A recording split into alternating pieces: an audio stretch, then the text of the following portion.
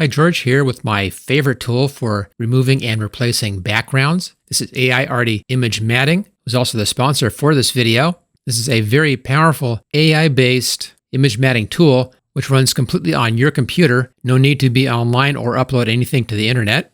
Now, before we get into the demonstrations here, if you want to find out more about this program, I do have links in the description for this. There's a discount link there. There's also a link if you want to have the program running on 3 different computers. Make sure you check those out.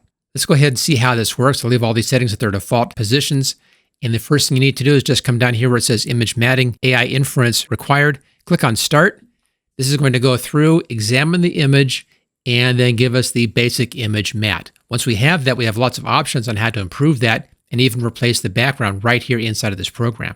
And there we go. Let's take a look over here, right-hand side. I'll click up at the very top here, which gives us the transparent background. And notice over here, there's a little handle. You can use this to see the before and after. There you go, did a beautiful job. And here is the mat that it created. Notice how it gets all that little fine detail in the hair, just phenomenal. You can use the wheel on your mouse to zoom in and zoom out of your image like that if you need to. In right-hand side, we have Mask Alpha up here. This allows you to control the quality of the mask. And I can use this to come in and fine-tune it. If you watch right in here, as we move this around on the shadow side, notice that. Or come up here to the light side. I can actually come in here and control the light side of that. So it allows you great control over exactly how the matting is blending in with the background. I found in most cases you really don't need to do much up here. I'll give it just a little slight S-curve right there. That's off and nice. There we go. Down below here, you can check your hardware. There's also 4 different AI models in here. Alpha Standard, that's what we're looking at right here. It's good for hair, semi-transparent areas, and has a good blending quality. If we change this to any of these other options, we'll have to do a new inference on that. But here's Alpha Edge. This is similar to standard, but there's more edge sharpness and lower transparency. It's better if you have a sharper edge. This is good for that. Edge Clear is even sharper on the edges. Very good for things like buildings, stuff like that, or anything where there is more of a hard edge to it. And you can go all the way up here to Solid Matte, which is very good for solid objects. It's also very good for graphic arts, clip art, things like that, where you want to remove the background. If you're working with portraiture, then you mostly want to be sticking here with the Alpha Standard. Down below that, we have some additional options in here. We can come in here and also upscale at the same time. You can upscale up to 2 times, and we also can enhance this using different enhanced models. So you can go through and sharpen the image up and bring in a bit more detail if you wanted to. Choose your setting in here. More detail gives you more detail. Smooth Diff is good for smoothing out areas that may have some dust, specks, things like that. Good for skies, for instance. And Real Photo tries to make it look as much like an actual photograph as possible. So there is that option. And to do this, simply set your settings and click on Enhance Image. I'm not going to bother with that for this particular image in here. We'll leave that one alone. We also can rotate or flip. So rotate, which is a 90-degree rotation, or flip horizontal or flip vertical. If you do this in here, you can revert by clicking on that little arrow right there, reverts it back again. And if you're doing a whole batch export where you're exporting more than one image at the same time, you can do this for all of your images. You also can crop your image. Thus we have our crop handles showing in here. Again, we don't need any of this stuff in this particular image. Let's just close that one down. You can come in here and choose a specific area for the image matting to create the mat for. AI Detect actually is what we did here originally, or you can come in here and manually select an area if you want to. And that's real nice if you have a couple of things in here. Maybe the AI detection only picked up one of your areas. You can come in here and add additional areas. Again, not needed for this picture. And we have some refinement. We can do smooth processing. We can outline emphasis, balance our brightness, and invert alpha mask. Now, what this does is it inverts this, as you can see right here, where the mask area is transparent and the background is solid. Not useful for this kind of a picture, but very interesting if you wanted to, for instance, put up lettering in here and you wanted to fill your lettering with a picture. That's how you would do that. If you're happy with your image, you can come down here and export that way, a single export and batch export. On that arrow here, you have a couple options in here for format: PNG 8-bit, PNG 16-bit, and JPEG. If you want a transparent mat like this, then you want to be working with a PNG. JPEG does not have a transparency on it, so you would just get a white background there. I'll leave it at PNG 8-bit. You can adjust your DPI or change your DPI right here if you need to. And you also can choose your output path. I'll leave mine at the default output path for this program, but you can browse to a different location if you wanted to. For this one image, just click on Single Export. If you want to export all of the images that you've been working on, then click on Batch Export. Now, I know some of you will be saying here, well, this is easy because it has that solid background. Let's go ahead and do one that's a bit more difficult. I have another image right here, and same kind of wispy hair going on, but a very complicated background. It's a nice shot out on the street right there. Let's go ahead and do this. I'll leave these same settings in here, and I'll click on Start and run the AI inference for this. And as soon as this is done, we'll take a look at the next section of options you have in here for this program, all about how to deal with your background. And there we go. And notice it did a wonderful job in here retaining all this hair, even the wispy stuff, even with that confused background.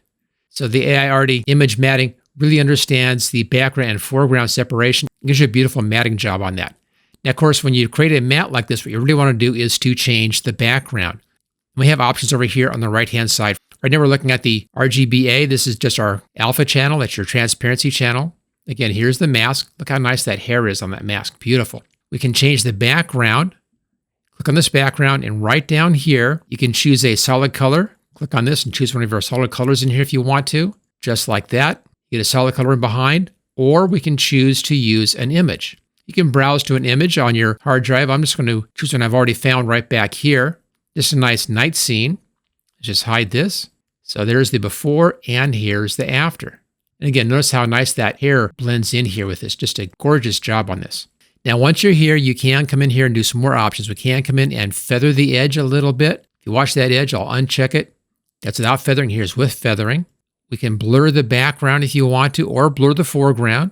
Click on this little magic wand right here, and it brings our controls back up again. So I can blur the subject if I wanted to, right here. All kinds of blur settings. So here's blurring on the edges like that, or no blurring. Or here's our background blur. We can adjust the intensity of the blur, and we can choose the kind of blur. Here's kind of a pixelated blur. Here's a streaky blur effect. Here's kind of a square blur. You can kind of see that's kind of a squarishness in there. Here's a very soft blur. Here's a high contrast blur. Again, another soft blur. A couple of different options on that. Got a little bit of a smokiness to this blur right here. So you have all these different blur settings you can come in here and work with. So here's our before, and here's the after again. Very nice. If you don't want it, just uncheck it. I think I'll keep that blur on there. Or you can change your background to black and white like that, and we can even blur the black and white. Notice I have three things set up down here. I'm running a background. I have the blur set up, and I have it set to black and white. And I can do black and white for the background or the subject, either one. Or we can do a pixelization effect. Here's pixelization on the subject. Kind of odd. Let's just do a pixelization for the background, and I'll take it off of the subject. There we go. So pixelization in the background right there. So as you can see, you have loads of tools in here to get the exact background that you want. And again, all of this stuff is based on a background that I chose over here, so you can choose any background that you want to choose. Let's say you're not happy with the positioning of your subject on your image. He's a bit to the left-hand side here. We have tools left-hand side. The top one here is the most important. This is the Move tool. We can use this to actually move our subject around and get better composition. I think something over here is a bit nicer, just like that. Let's look at one more in here. I use my zoom control here. That's the wheel again on the mouse. Let's start our inference. I'm using the same alpha standard here because I do have a soft edge. Some of that fur on the edge of the dog. Go ahead, we'll run this one, and we'll choose a new background for the dog. Then we'll take a look at the other options. And there's the dog. Let's go ahead. Let's go back to our transparent background right here. Or regular background. Let's choose a new image. I have some sunflowers over here, kind of fun in the background. And they're not exactly where I want them on this image. So if we go over here to our Move tool, I can move the foreground or I can move the background. So click on Move Background.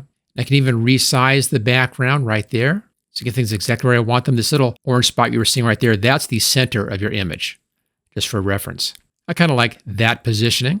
We also can come over here and adjust the edge if we need to.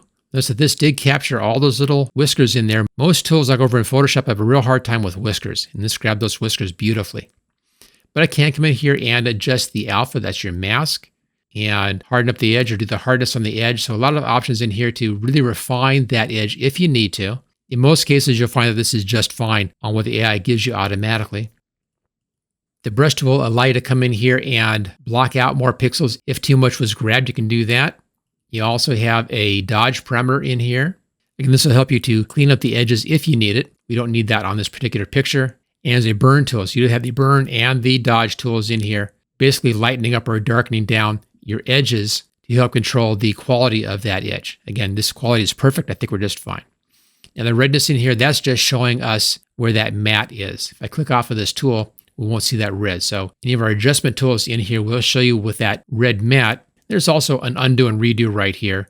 And you can reset this back to the beginning if you want to. And on that matte, you can either enable that or disable that. And you can change the color of that matte if you feel like you need that. I always leave mine at the red settings. And lastly, there are just a few options up here under the menu. We can add images, select everything, remove selected. Basically working with our images down below here. I have 3 in here right now. You can check your hardware. There are a couple of settings in here. If you need to adjust your settings, output path, I leave the model path and log path alone. Default background color can be changed. You can check for updates, but this is done automatically each time you start the program, so don't really need to do that. And there is a very good help system. This is an online help though. So if you want a help manual, that's where you get that. And it's a very good help manual on how to use this program. Okay, so we've made some adjustments in here. We have 3 different pictures now set up. Okay, let's go ahead and export these out. Now, one thing to warn you about on this is if you change the background, it's going to apply that same background to everything that you've done if you use batch export. So in this case, I want to go through and have different backgrounds. So I'll do the single export, click on that.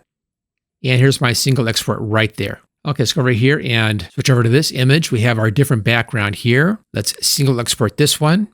There we go. Notice it also gives us the map by itself and the subject by itself. If you want to use this in a different program, you have those 2 elements. And our final one right here, I'll just use this just as the cleaned out matte like that. Let's go ahead and export this out. And here we go. There is the exported image and also our matching matte right there. So I could take this over into Photoshop, for instance, and then use these in Photoshop and use all the rest of the Photoshop tools for whatever else I had to be doing. So now you can see why this is my favorite tool for creating mattes and replacing backgrounds. Very fast and does a beautiful job with this. Again, if you want to find out more about this program, I have links for this at the top of the description and also on the comments. There's a link in there for a discount. There's a 3 computer discount as well. If you enjoyed this video, make sure you hit that thumbs up. Also hit subscribe. I'm doing new videos all the time, and I'll see you next time.